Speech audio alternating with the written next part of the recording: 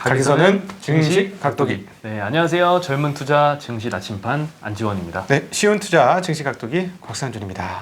네, 저는 오늘 손을 안 자르고 그대로 방송에 나왔습니다. 네, 근데 오늘 좀 기대가 조금 꺾였던 것 같아요. 오늘 장 초만 해도 한 1% 넘게 반등을 하면서 네, 그래도 어제 빠진 거야 3분의 1은 반등하는구나 싶었다가 보합으로 끝났죠. 개인들이 드디어 힘이 떨어졌습니다. 네, 오늘은 참 거래량도 별로 없었을 것 같아요. 제가 확인은 안 해봤지만 수급을 보면은 개인이 코스피에서 160억밖에 안 샀고요. 네. 코스닥에서는 23억 매도했어요. 네, 외국인은 900억 코스피에서 매도했고요. 코스닥에서는 640억 매수. 네. 직원은 코스피에서 700억 매수, 코스닥에서 한 400억 매도. 예, 별로 특징이 별로 없는 것 같아요. 오늘은. 네, 그러니까 뭐 모두가 이제 다들 조금 한 발 빼고 있는 상황인 거고 뭔가 이제 약간 조심스럽게 기다리고 있는 상황인 거죠. 순식간에 강세의 분위기가 찬물이 끼얹어지면서 신종 모드로 돌아섰죠. 네, 사실 여기서 더 빠질 것인가 아니면 여기서 이제 반등을 할 것인가에 대한 판단이 좀 안 서는 구간인 것 같아요. 지금은 좀 판단이 어려운 구간인 것 같고 네, 그게 수급에도 이렇게 좀 나타나지 않았나 애매한 모양새로 네. 이런 생각도 좀 들긴 합니다. 예, 주말 특집으로 제가 이 상황들 어떻게 해소가 될 것인지에 대해서도 언급을 조금 더 하도록 할 거고요. 그 다음에 이제 추석 때 우리 이선엽 연구원이 나와서 현재 상황들의 근본적인 이유에 대해서도 한 번 더 설명을 드릴 그런 예정입니다. 그러나 어쨌든 일종의 다른 조치를 바라고 있는 시장, 그건 한국뿐만 아니라 미국도 마찬가지다. 뭐 그렇게 볼 수 있을 것 같습니다. 네, 모두가 그 뉴스만 기다리고 있는 것 같은데요. 저도 사실 요즘에 어떤 뉴스를 보고서 그 뉴스라고 기대를 하고 클릭했는데 네. 또 제목에 낚인 경험을 한 2번 했습니다. 어제도 했고요. 오늘도 했는데 어제는 임시 예산안 합의를 했거든요. 미국에서. 네. 그 합의를 못하면 또 셧다운이 되는데 그 셧다운을 방지하기 위한 임시 예산안 통과된 그 뉴스를 경기부양책 합의된 거 아닌가 하고 급한 마음에 눌렀다가 실망을 한 경험이 있는데요. 네. 오늘은 좀 비슷한 뉴스긴 합니다. 네. 그 미국 추가 부양책 논의를 재개하기로 합의했습니다. 예. 논의를 재개하기로 합의했습니다. 네, 24일 이제 제롬 파월 연준 의장이 발언을 했잖아요. 그 주택담보대출 채무 불이행 사태를 경고를 하면서 네. 추가 지원이 이루어지지 않으면 대거 집에서 쫓겨나는 사람이 많을 것이다. 예. 대출금 못 받아서겠죠. 네. 그러면 못 갚아서. 네, 못 갚아서. 네. 그리고 이제 3월에 의회를 통과했던 그 부양책 지원금이 바닥이 나고 있다라고 언급을 했고요. 네. 네, 파월과 함께 은행위원회에 같이 출석한 스티브 무누신 재무장관은요, 민주당이 합의할 의향이 있다면 나도 입법을 위해서 언제든 협상 테이블에 마주 앉겠다라고 얘기를 했고 빨리 통과시키자. 네. 참 기대감을 주는 발언까지 했습니다. 네. 낸시 펠로시 하원 의장도 우리는 협상할 준비가 돼 있다. 네. 좀 분위기는 좀 긍정적으로 보이는 것 같아요. 네. 근데 금액에서 좀 격차가 있습니다. 아직도. 예. 민주당은 지난 5월 발표한 3.4조 달러 부양책보다 약 1조 달러 줄여서 2.4조 달러 규모의 새 부양 법안을 마련을 했고요. 네. 다음 주에 하원 표결을 붙인다고 합니다. 네. 근데 공화당은 어느 정도를 주장하느냐? 상한선이 1.5조 달러를 주장을 하고 있습니다. 예. 그래서 아직은 괴리가 좀 있는데 이 과연 2.4조 달러 부양책이 합의가 될지는 좀 지켜봐야 될 것 같습니다. 네, 오늘 안지원 PB께서 정리를 해주셨기 때문에 앞으로 한국 시장의 모든 초점은 미국 부양책으로 가지 않겠는가, 저는 그렇게 감히 예상해 봅니다. 네, 그거에 대해서는 또 이선엽 연구원이 자세하게 또 얘기를 해주실 예정이죠. 네, 네. 그런데 어쨌든 저는 개인적으로 예상을 해보려면 10월 첫 주면 합의 나온다 이렇게 예상합니다. 그 이유는요? 이번 합의 안 나오면 이제 여기 그랬잖아요. 돈 다 쓴다고 이제. 네, 그렇죠. 돈 다 쓰는 그 기점이 10월 첫 주 정도 되거든요. 그때 돈 다 쓰는데 정말 돈 안 주면 지금 1,000만 넘지 않습니까? 지금 실업률이. 네. 예, 그리고 점차 그 연구 실업이 커지고 있어요. 그런 상황인데 여기서 돈을 안 주게 되면 굉장히 어려운 상황이 발생한다.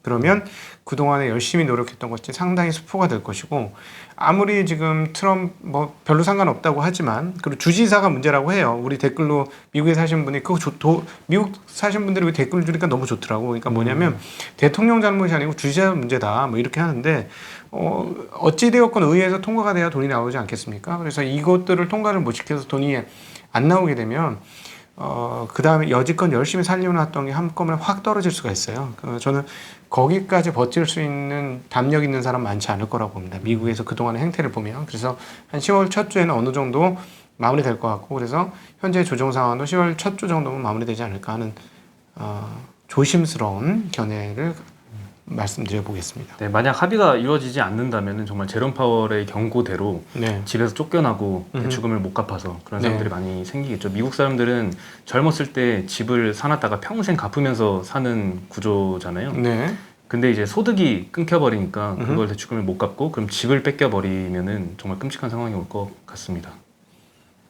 네. 그걸 방지하기 위해서 합의가 네. 꼭 되었으면 좋겠습니다. 네, 지금 뭐 하여튼 이제부터는 사람들이 이 부양책이 얼마나 중요한지를 깨닫게 될 것 같아요. 이제 다음 주부터는 그렇게 될 것 같고 추석 내 우리 투자자들도 이 부양책 언제 나와 이러고 계실 것 같아요. 우리 안피디님이 잘 가이드를 해주신 것 같습니다. 네, 다음으로는 이제 니콜라 관련된 소식인데요. 네, 25% 빠졌다가 어저께 또 10% 또 빠졌습니다. 네, 여기에 따라서 우리나라에는 또 하나솔루션이라는 주식이 영향을 좀 받은 것 같습니다. 네. 하나솔루션도 오늘 5% 빠졌는데요.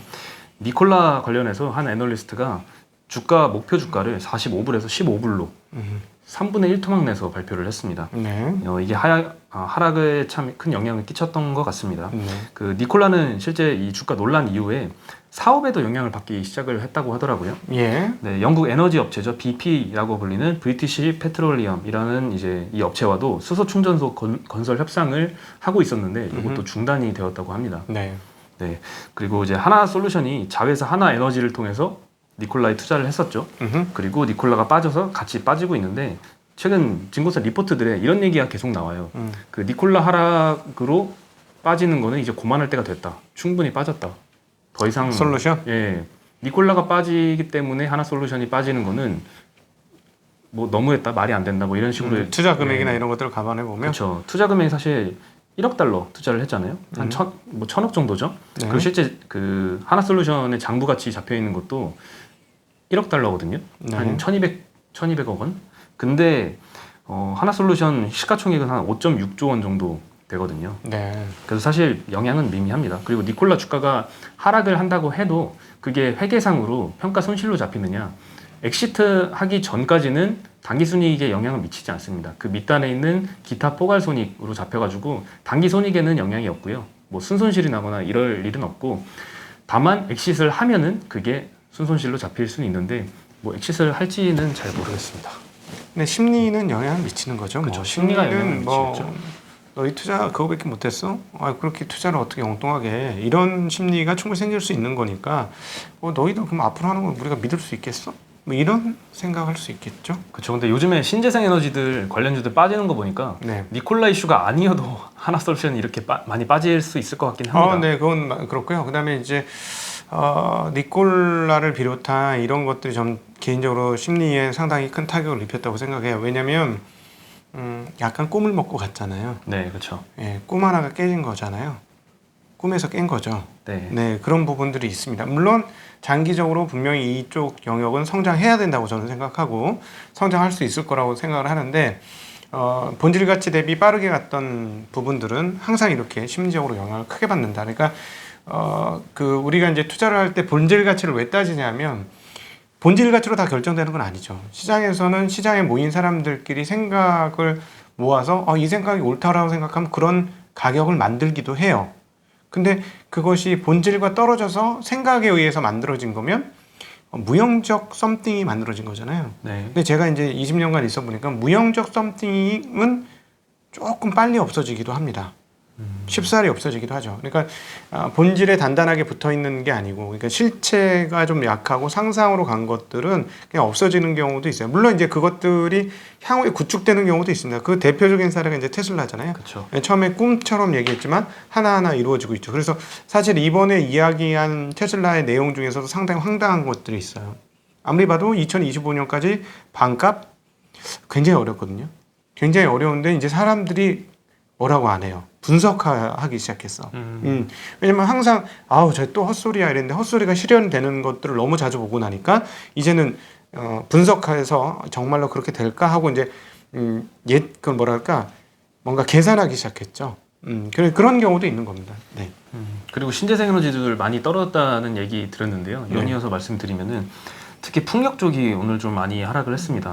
뭐 세진중공업 한 10% 넘게 빠졌고요. 네. 유니슨 마이너스 8%, 뭐 하나솔루션 마이너스 5%, 뭐 수소 관련주들도 한 1, 2%씩 빠졌던 것 같아요. 네. 근데 이제 요 세진중공업은 오늘 무상증자 0.5주 발표를 했거든요. 예. 근데 보통 무상증자를 발표를 하면은 뭐 한 주인 경우가 많은데 어쨌든 거래 정지 한 30분 했다가 주가가 막 상한가 가고 이런 일이 굉장히 자주 있었거든요. 네. 며칠 전까지도 그랬고. 근데 이렇게 10% 빠져버리고 이런 거는 좀 처음인 것 같아요. 네.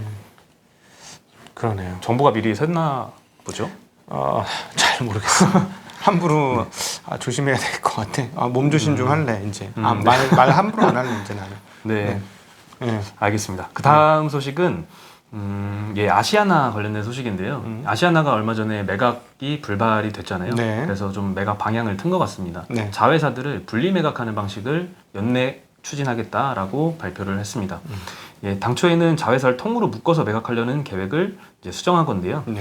다만 이 자회사인 에어부산과 에어서울 이 두 가지는 패키지로 묶어서 한 800억 정도의 매각을 하겠다고 합니다. 네. 근데 시가총액을 보니까 에어 부산 지분 가치만 해도 800억이 조금 넘더라고요. 네. 오늘 종가 기준으로. 음흠.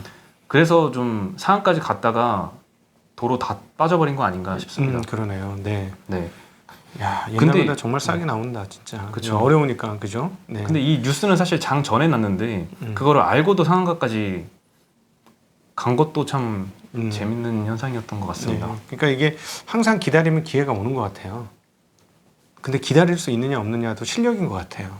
이 투자에 있어서 제가 이번에 손가락을 자르랑 말랑 했던 게 나의 실력이 이렇게 부족한가 하는 거를 깨달았기 때문이죠. 그래서 내 실력을 키우려면 손가락 한번 잘라야 되겠다. 너무 말이 무서운데요. 그런 식으로 했으면 사실은 나는 이러고 댕겼어야 돼. 평생 0.1mm씩 잘랐으면 이러고 댕겼어야 될 것 같아요. 그런 마음이 들 때마다. 그리고 한강도 우리 여러 번 갔지 않습니까? 수천 번 가지 않았을까요? 마음속으로는. 네, 마음속으로는 네, 수천 그렇죠. 번 갔죠. 네. 네, 그래서 항공업계는 이제 요 LCC 시장의 판이 새로 짜일 가능성이 높다라고 보고 있는데요. 이게 무슨 말이냐면 한 곳만 인수하면은 경쟁을 사실 굉장히 치열하게 해야 되잖아요. 그렇죠. 근데 여러 항공사를 동시에 인수를 해서 규모의 경제를 도모하는 전략을 필 것이다라고 하는데 보통 항공사의 가치는 운수권, 노선 그리고 슬롯의 영향을 굉장히 많이 받습니다. 슬롯이란 거는 특정 시간대에 공항을 사용할 수 있는 권리이고요. 근데 이를 한 번에 얻을 수 있는 기회를 잡으려면 동시 인수할 가능성이 높다라는 얘기가 들리네요. 네, 그리고 항상 이런 위기 다음에는 기회가 오는 거죠. 그렇죠. 그리고 항상 주식 투자하는 데 있어서 기업 투자하는 데 있어서 경쟁은 투자자한테는 상당히 나쁜 뉴스고 소비자들한테는 좋은 뉴스일 수 있지만 근데 경쟁이 끝났다라는 건 소비자들한테 오히려 나쁜 뉴스일 수도 있지만 투자자들에게는 좋은 뉴스도 될 수 있다는 거. 투자자와 소비자의 입장이 좀 다르다는 거.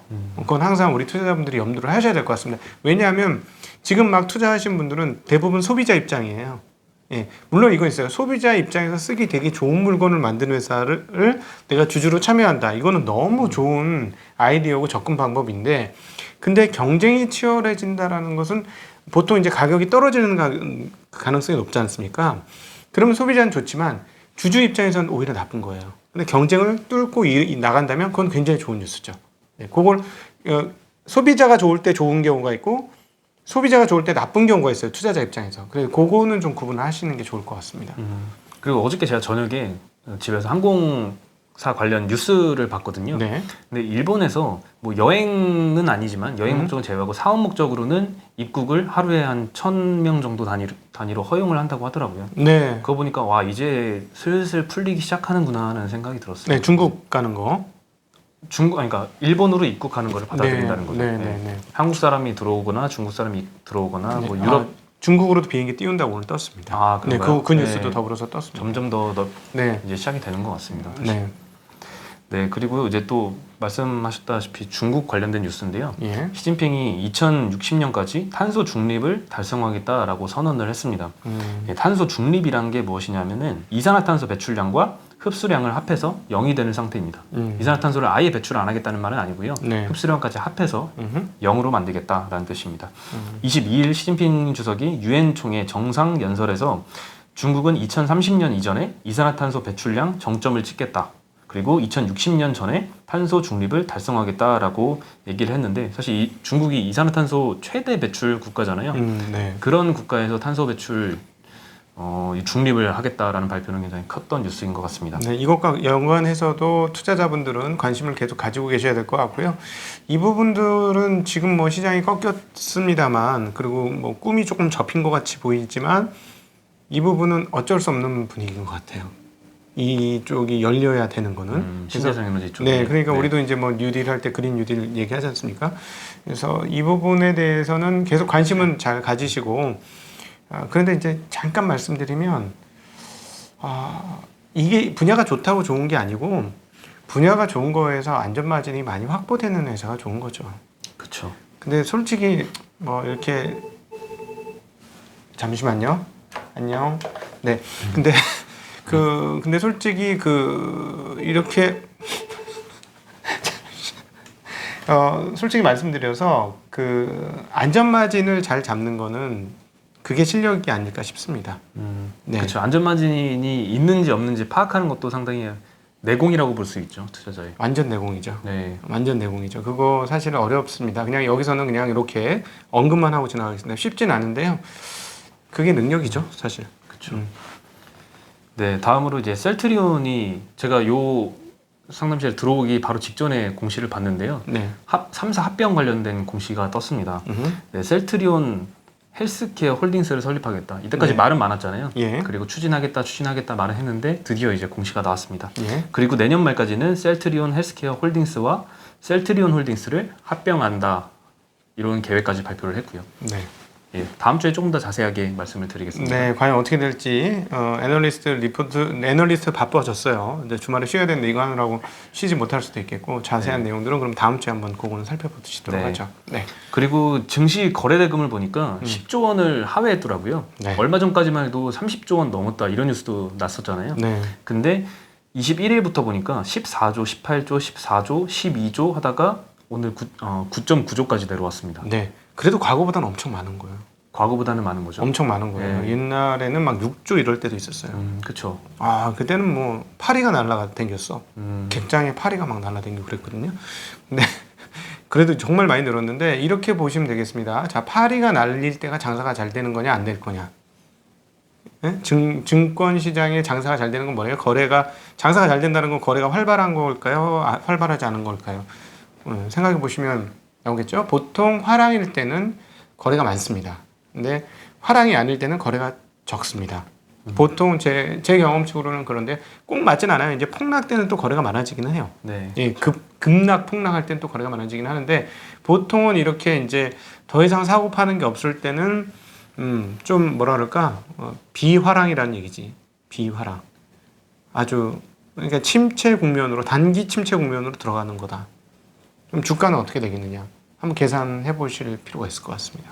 뭐 하락의 마무리 정도라고 볼 수도 있을까요? 이게 이제 보통 거래량 바닥에서 주가 바닥이 나오죠. 근데 지금 문제는 뭐냐면 저는 옛날에 훨씬 적은 거래량도 경험을 했으니까 그렇죠. 예, 지금 이게 거래가 바닥이라는 얘기는 못 하겠어요. 예, 그건 모르겠고. 근데 어쨌든 과거에 비해서 거래량이 줄어들었으니까 이게 지금 주가가 화랑인 상황은 아니다. 그렇게 말씀드릴 수 있을 것 같습니다. 네. 그럼 오늘 전해드릴 소식은 여기까지이고요. 벌써 금요일이네요. 네. 네, 주말 잘 보내시고 네. 다시 월요일 장을 준비하셨으면 좋겠습니다. 네, 우리 그거 한번 하죠. 땡 시작. Thank God it's Friday. 네. 네, 좋은 주말 되시기 바랍니다. 안녕. 안녕.